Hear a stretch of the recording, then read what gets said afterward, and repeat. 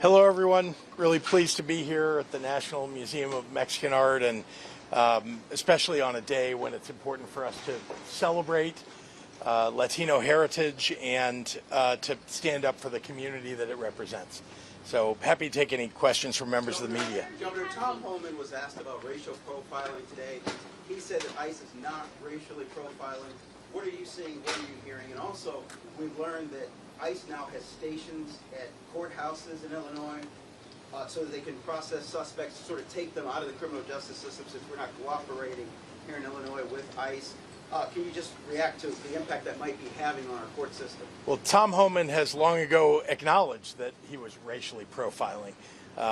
As the leader of ICE, as somebody who's now advising the president on this new strategy, attacking our Latino communities, we know that that Supreme Court decision yesterday that frankly takes away rights from people across the United States is something that Tom Homan cheers. So I just want to be clear, we don't appreciate and frankly push back on and will always fight what Tom Homan and what the Supreme Court decision represents. And the courthouses, ICE stations at courthouses? Look, remember that we're talking about people who have been here for many years in this country who are literally seeking to follow legal procedures so that they can stay in this country. To attack them in the very place where they are trying to follow the law seems to me like the world is upside down when this is what Donald Trump is promoting. ICE sitting outside of courthouses that people are showing up to voluntarily. These are not people running away from authority. These are people seeking authority to stay in this country. Governor, Senator Don DeWitt said that the state should use the $200 million a year in interest on the road fund to provide ongoing mass transit funding. He also said he wants to use interest earned on the rainy day fund and interest earned in the future on the rainy day fund to fund mass transit. What's your take on that? Well, he's a little late to the table, if you ask me, if that's a recent proposal. And all I can say is that we're looking at all of the potential revenue sources in order for us to make sure we fund a world-class transit system in the state of Illinois. Governor, what did you hear from the advocacy groups you were meeting with today? What did you hear from them? What concerns were they expressing to you? And what are you able to do to sort of work with them and help them? Well, today I was in Brighton Park with the Brighton Park Neighborhood Council, also with ICER, which represents really the breadth of immigration-associated organizations in the state of Illinois, listening to them, and we were talking about how we can protect our communities better. They are amazing at making sure that people know their rights in this environment in which people's rights are under attack. So I was pleased to listen to them, to spend time with them. And I will say, people are, frankly, afraid. In our communities, they're afraid to come out of their homes. They're afraid to go shopping. They're afraid to take their own children to school because they have mixed status households. Some are U.S. citizens. Some are people who have legal status in this country but are not citizens. And there are undocumented people.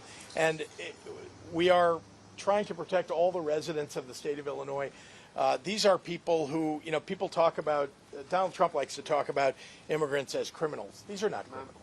These are people who are genuinely here in this country, holding down jobs. They've been here for 10, 20, 30 years, raising families here, paying taxes, following the law, doing the right thing. We should give them an opportunity, whether it's when they go to the courthouse to try to get their citizenship or their legal status improved, or taking their kids to school. We should be protecting them in all of those endeavors. Shia. I understand that you might have had a conversation with Hakeem Jeffries about redistricting. I'm wondering if Illinois might consider any plan to redistrict before 2026? Well, I talked to Hakeem Jeffries somewhat frequently. No, I did not have a specific conversation recently about redistricting, and I have pledged to him that I'll do everything I can to make sure that Democrats win the Congress in 2026. It's one of the reasons that you've seen me stand up in places outside of Illinois often, campaigning for people, helping state parties raise money, because we have got to win in 2026 in order to stop the madness coming out of the White House.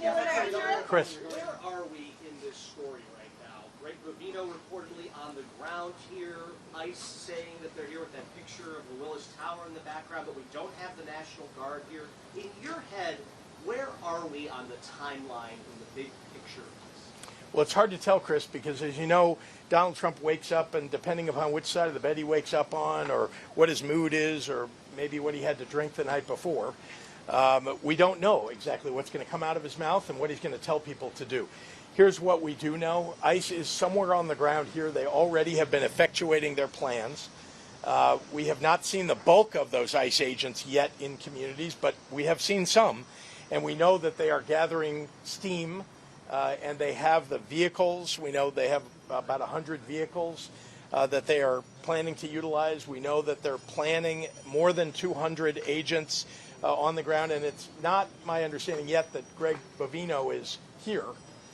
But he has been on his way, and he is in charge of the efforts here in Illinois. And I think, you know, his history, what he posts online, which everybody should go take a look at, is just evidence that they have terrible plans for the communities of Illinois. In fact, Tom Homan has basically said that they're going to be working double hard here in a way that they maybe didn't in Los Angeles. So I'm worried for our communities. Remember, this is bad for the state of Illinois. This is bad for the economy of the state of Illinois. You saw the business community standing with me when I was pushing back on the idea of bringing troops into Illinois that Donald Trump has. And as far as I'm concerned, the ICE needs to take it down about 3 notches. And we need Tom Homan to focus on something other than his failures in Illinois. One of the reasons that he's been so unsuccessful is people know their rights here. They're learning their rights. We have great organizations on the ground, and they're doing exactly what they should be doing, following the law. Regarding the Supreme Court since the racial profiling basically being allowed, at the state level, what can we do? Because we got reports of a flower shop, someone waiting at a bus stop, someone just walking down the street that ICE basically targeted. Like, what is the state doing? What can the state do concrete-wise to kind of like head off with the Supreme Court saying that racial profiling is functionally okay? Well, as you know, that's federal law. And so, as you know, there is the supremacy clause that essentially says federal law trumps state law, period, end of sentence. And so what we can do is make sure that people know their rights and that they're staying out of the way. That's the best thing that we can do. I mean, as we're also taking them to court if they break the law in the state of Illinois, and that it's not in contravention of federal law. And so, we're frankly standing up and speaking out and ready to take them to court and do everything that we can to protect the people who live here from what Donald Trump is trying to do, which is to disrupt the country, not because he's going after criminals, but because he has a nefarious plan, frankly, to bring military into cities so that ultimately in the 2026 election, people will be normalized to the idea of militarization during the next election so that he can affect the outcome of that election. Governor, can you say about like the location that ICE agents have been concentrated, or any other like details that you're hearing from the community? And my colleague talked to some activists at the Broadview Center who said that one thing that they would really like to see is immigration attorneys at that center. Is that something the state can help with? So we don't have the enough, or immigration attorneys that we could provide them. We do fund organizations that have immigration attorneys, and we do encourage them to be at the right places where they can defend people. And so that's certainly part of what we're trying to effectuate. But yeah, I mean, what's happening across Chicago and Chicagoland right now is something that I think I find abhorrent. I have said for some time that going after people who have committed a crime and have not been caught committing that crime, have not been jailed and tried, is certainly an appropriate thing for civilian law enforcement. I also want to be clear that if we catch somebody, we are going to prosecute them. This is if they're a criminal. We'll prosecute them in the state of Illinois, and they will be imprisoned in the state of Illinois, because if you deport them and they're not imprisoned, they will have committed a crime and they will not have suffered any consequence for that, simply that they will have been removed from the United States. So we're doing everything that we can to fight crime, and that's our job. It's the federal law enforcement's job to help us to fight crime on the ground. And Donald Trump has refused to provide for us more FBI, more DEA, more ATF. And that would help us to fight gangs and guns and drugs. Let's go. You quoted with the national report on. Multiple times, he would like for you to call and ask for help. Have you thought of calling just to discuss the situation, or have you tried to call? So we've made clear, I've made very clear, I think all of you have heard me say, that there are ways that he can help us. I just named one of them. We would love to have more help from ATF and FBI and DEA. Well, let me be clear that if I pick up the phone and call Donald Trump, that will become part of a case in court that I somehow was calling him for help. And therefore, it will become predicate to him sending military troops into the state of Illinois. If I called him, I would say exactly what I have said to all of you. By the way, he hasn't called me either. And he doesn't seem to want to talk directly to me. He just wants to talk to television cameras and berate the people of Chicago and berate the people of Illinois and attack the city of Chicago. And I reject that entirely, and it doesn't deserve any response except the one that I have given, which is this is no joke. Donald Trump is doing something that's not normal, and we should not accept it in this country. It's un-American, it's anti-American what Donald Trump is doing.